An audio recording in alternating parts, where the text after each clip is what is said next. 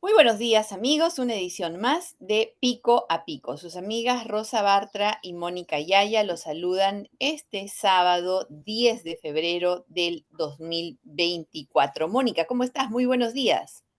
Buenos días, Rosa. Buenos días a todos los que tienen la amabilidad de vernos y sobre todo a quienes hacen posible este programa.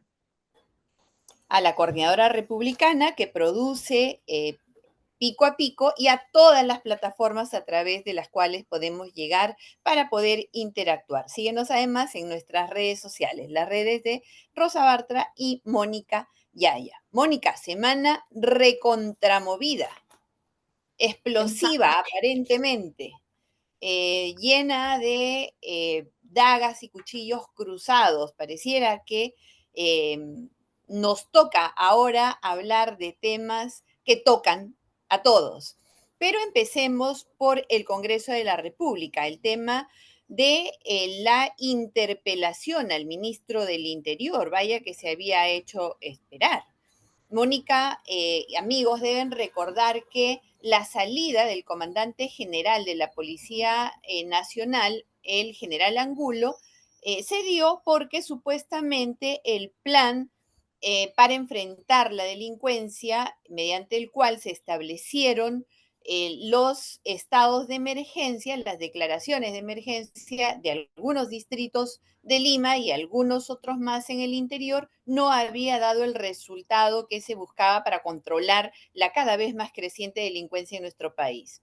Sin embargo, salió el comandante general, pero el ministro del Interior siguió allí. O sea, ahora resulta que por el fracaso de las políticas de Estado salen los responsables operativos y no los responsables políticos.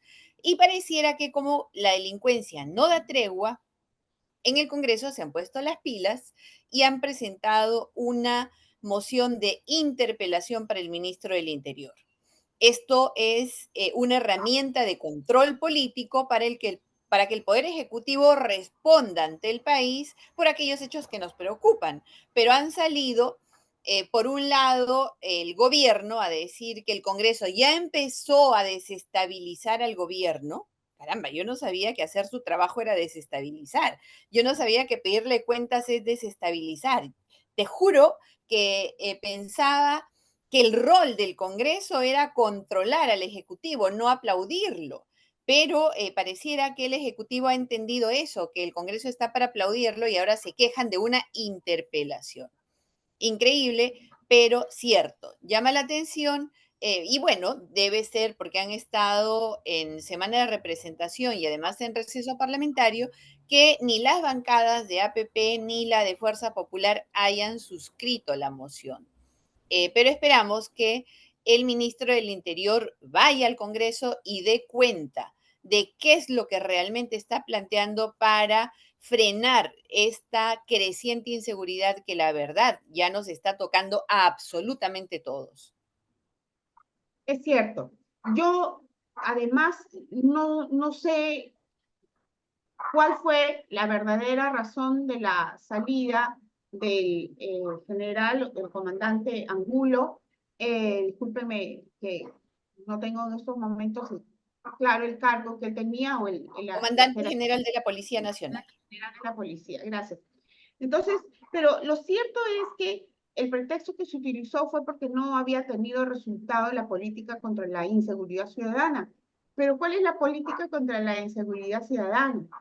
¿No? No hay en realidad una política. Y es por eso que también resulta absurda la permanencia del ministro del Interior dentro del gabinete de la señora Dina Boluarte. Pero si lo pensamos bien, Rosa, en realidad los ministros de la señora Dina Boluarte, salvo una o dos excepciones, los ministros de la señora Dina Boluarte no tienen clara cuál es la política que ellos deben defender.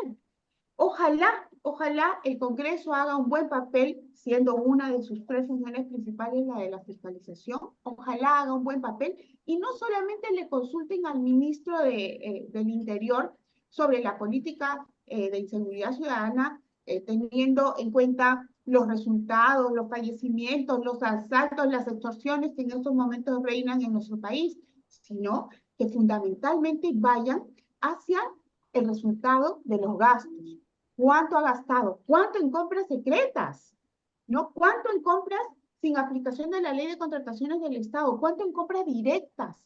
¿Cuántas asesorías, consultorías hay en su ministerio que no han dado resultado? Entonces creo, es una sugerencia para el Congreso de la República, que no solamente se interpele al ministro del Interior, teniendo en cuenta las horribles cifras de la inseguridad ciudadana en materia de muertes, extorsiones, secuestros, sino que además se le consulte y se le solicite verdaderas cuentas sobre el gasto que está efectuando, ese gasto que prácticamente no tiene control y que tiene patrulleros en desuso, que tiene algunas compras incluso fantasmas, consultorías que no se sabe si realmente se efectúan o en realidad son parte de un modo de desviar fondos del Estado. No solamente eso, Rosa, para terminar, para cerrar solamente esta partecita de la interpelación. Hay otros ministros que deben ser también seriamente interpelados. El ministro de Economía y Finanzas, el señor Alex Contreras. Rosa, recibo en mi oficina semanalmente personas, empresas nacionales y extranjeras a las que el Ministerio de Economía y Finanzas simplemente les está reteniendo los pagos. ¿Cómo es el mecanismo? Por ejemplo, durante el peor tiempo de la pandemia, cuando estábamos en cuarentena, muchas empresas pequeñas, medianas, microempresas nacionales y extranjeras entregaron ventiladores, camas, sábanas, pruebas moleculares al Ministerio de Salud, al Instituto Nacional de Salud para salvar vidas. Entregaron a cambio de una promesa de posterior pago porque nos encontrábamos en una situación de emergencia. A muchos de ellos, 4 años después, todavía no les pagan. ¿Y sabes cuál es la respuesta, por ejemplo, del Instituto Nacional de Salud? Que el dinero, el presupuesto, lo tiene el Ministerio de Economía y Finanzas. Ese dinero que estaba comprometido para el pago lo tiene Economía y Finanzas. Entonces, ¿qué está haciendo el ministro por la inversión privada? Está simplemente rompiendo la cadena de pago y eso crea inseguridad jurídica y eso contradice cualquier cosa que nos pueda decir la ministra Boluarte sobre las razones de su permanencia en el cargo. Efectivamente, Mónica, donde tú levantes, todo mal y esperemos que esto empiece a cambiar porque merecemos tener una vida que tenga correlación con nuestra condición de dignidad humana. Y la verdad es que eso hace mucho tiempo que en nuestro país se ha perdido. Así que vamos a ver cómo el Congreso nos representa y pide cuentas. Al final hay preguntas que surgen de todo esto. El gobernador regional de La Libertad, César Acuña, ha solicitado que se declare en emergencia la región. Pero caramba, ¿no era que había salido el comandante general porque la declaración de emergencia no da ningún resultado? Y esto me hace preguntar a nuestros amigos y me pregunto lo siguiente, ¿cuál es el rol del ejército peruano? Si el rol no es coadyuvar en la eh, seguridad ciudadana, entonces, ¿cuál es su rol? ¿Cuál es realmente en el siglo XXI, en el año 2024, el rol que cumple el ejército peruano en nuestro país? Porque el presupuesto ahí también es enorme. Entonces, sí hay varias interrogantes que a propósito de los estados de emergencia, a propósito de la interpelación, a propósito de los gastos del gobierno, en estos rubros deben ponerse en debate y la forma más transparente de hacerlo es a través del Congreso de la República. Y la herramienta adecuada es la interpelación. Mónica, realmente el tema de la inseguridad nos daría para más de un programa, pero tenemos que hablar de las declaraciones filtradas una vez más, de el testigo Jaime Villanueva en la investigación que se sigue en la Fiscalía de la Nación a Patricia Benavides. Villanueva ha declarado como testigo y no ha dejado títere con cabeza. Ojo, amigos, que esta es una más de las varias declaraciones que ha dado Villanueva. Importante esto. No sabemos qué dijo la primera vez y no sabemos qué ha dicho en las varias declaraciones sucesivas. Así que, si bien no ha dejado títere con cabeza, esas cabezas pueden volver a su lugar en cuanto se conozcan las siguientes declaraciones de Jaime Villanueva. Así que yo creo que debemos ser absolutamente prudentes con respecto a la credibilidad que le otorgamos a Jaime Villanueva. De pronto, creo que o elegimos creer o elegimos no creer. Pero esto de que creo solamente lo que me conviene y tomo lo que me conviene para atacar al otro y viceversa, es realmente, no perverso, pervertido. Y basta ya de judicializar la política o de instrumentalizar la justicia o de politizarla. Por favor, es un momento muy delicado en nuestro país. Sin embargo, no podemos nosotros dejar de comentar qué es lo que ha dicho Jaime Villanueva en estas últimas declaraciones. Digamos que las más importantes giran alrededor del rol de la prensa y de cómo se establecen trampas, cercos para poder prácticamente coactar y obligar al sistema de justicia para actuar en contra de alguien. Este concierto que hay entre medios de prensa para criminalizar a alguien y obtener una sentencia mediática de tal manera que la justicia tenga allanado el camino para decir lo que se le antoje en su teoría. Esto lo hemos visto por las revelaciones que ha hecho con respecto a Alan García, nada nuevo, porque lo venimos diciendo desde hace, ¿qué? 6 años. 6 años que venimos hablando permanentemente de esto. Lo de Keiko Fujimori, que a muy alta voz también en su momento lo denuncié. Y Mónica, tú has estado comentando esto permanentemente. Sin embargo, sí hay algo que a mí me llama la atención, no porque sea nuevo, ni por ninguna otra razón, más que por el señalamiento que se hace ahora del casting de escoger al fiscal adecuado para tal o cual caso.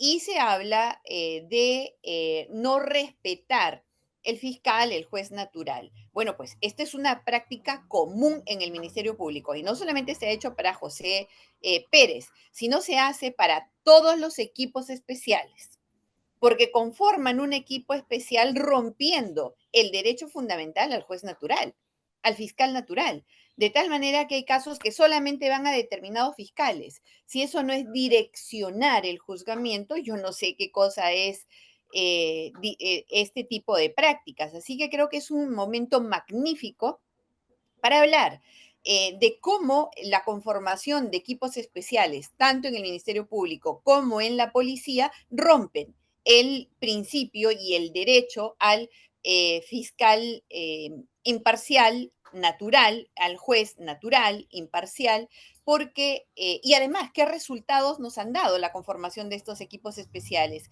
Que tienen presupuestos especiales, que tienen oficinas especiales, que tienen casos especiales. Y yo creo que es hora de también evaluar si eso funciona o al final es solamente parte de la persecución sesgada a unos y la protección a otros. Es un buen momento para hablar de este tema. Yo tengo una opinión bastante particular sobre las revelaciones o el conocimiento último que se ha tenido sobre parte de lo que ha revelado el señor Villanueva. Yo creo que se ha tratado, se está tratando de levantar la noticia de las declaraciones de Villanueva en un aspecto que ya sabíamos todos. Desde la fecha del fallecimiento de Alan García y en realidad desde antes, era evidente un cerco mediático en el cual había periodistas como la señora Rosa María Palacios y otros periodistas y también todo un equipo de trolls que se dedicaba precisamente a formar una opinión ciudadana contra el expresidente Alan García. Eso es cierto, y eso debió ser investigado. A mí me sorprende que la señora Rosa María Palacios todavía no esté investigada por esa situación, por ese horroroso tuit que mandó unos minutos antes del fallecimiento de Alan García. Pero eso, Rosa, ya no es noticia hoy día. Eso ya lo sabíamos. Era evidente. Los tweets son públicos. Me parece que, como en ya otras ocasiones ha sucedido, se está tratando de tomar la figura de Alan García como parte de una campaña. Y eso es lamentable. Yo percibo, Rosa, que la figura, la imagen, el nombre de Alan García a veces se utiliza para bien y para mal. Hay quienes quieren montarse sobre ese afecto que tiene el pueblo aprista sobre Alan García, ¿no? Quieren montarse sobre ese afecto para ganar aplausos, ¿no? Dicen, salgan todos los apristas a protestar ahora que ha salido esta parte de la declaración de Villanueva, como si los apristas fuéramos tontos útiles. Eso ya se sabía, eso no es noticia. Pero a veces también la figura de Alan García se utiliza para, digamos, ganar popularidad atacándolo, ¿no? Las dos formas. Utilizar la imagen de Alan García para ganar popularidad o utilizar la imagen de Alan García para ganar popularidad entre sus enemigos, ambas situaciones, desde mi punto de vista, son detestables. Y yo creo que para defender a la señora Patricia Benavides, se intentó sacar un extracto de la declaración de este señor Villanueva, ¿no? Para crear toda una campaña y que todos salgan supuestamente a defender a Alan García para pedir la remoción de los fiscales corruptos, por cierto, Vela y el señor Domingo Pérez. Pero lo que a mí me molesta es que se esté utilizando la imagen del expresidente Alan García por un hecho que ya todos conocíamos. Posteriormente, ha circulado la declaración completa de ese día en el que se habla de Alan García, la declaración completa del señor Villanueva. Y allí quedan mal muchísimos, Ah, muchísimos. sí, Incluso, Mónica, o sea, incluso eso es Keiko justamente Fujimori lo que te quiero decir. queda muy mal. No ha Queda muy dicho, mal. no ha Fuerza dejado Popular, títere con cabeza. ¿verdad? Entonces, me parece que esa defensa que se ha querido hacer de la doctora Patricia Benavides, utilizando la imagen de Alan García, ha resultado ser un tiro por la culata, porque finalmente ha salido toda la declaración y desde mi punto de vista, allí lo más resaltante es las declaraciones de Villanueva respecto al papel que han cumplido o a ese pacto que ha habido entre Patricia, habría habido entre Patricia Benavides y algunos congresistas, entre los cuales están humoristas, e incluso se habla de la alta dirección de Fuerza Popular. Por Eso eso, o le creemos o no le creemos, pero no puede ser, te creo esto, pero no te creo lo otro. Así que además las tranquilos, investigaciones no esperemos, terminan. esperemos las corroboraciones, Bien, porque eso de sesgar es seguir en el mismo juego pervertido en el cual nos han mantenido todo este tiempo. y utilizar la imagen de Alan García como para decir, vengan, únanse todos, vamos a tumbar a estos dos fiscales corruptos, por cierto, pero no es Ok, la forma de dar una este defensa. tema nos da para rato, pero no quisiera que cerremos el programa sin hablar de Martín Vizcarra y las investigaciones que afronta por los intocables. Ya hay no solamente colaboradores eficaces, sino también estos colaboradores ya devolvieron dinero. Uno de ellos ha devuelto 250.000 soles de las coimas que recibió. Así que parece que por fin hay una luz que pueda apuntar a que Martín Vizcarra va a ser tratado igual que el resto, porque hasta ahora a Martín Vizcarra no le tocan una escama, porque es un lagarto, ¿no? Los lagartos tienen escamas, Mónica, no sé.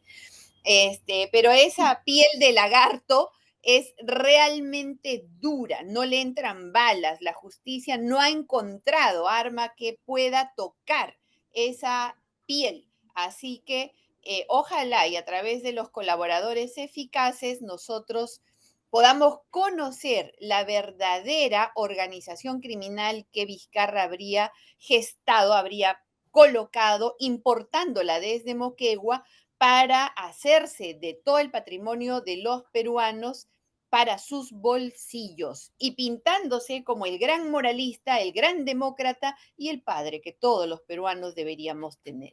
Mónica, el tiempo nos ha quedado cortito. Pintándose como el, ¿cómo es? Muñequito fiu fiu, no sé qué cosa. Bebito.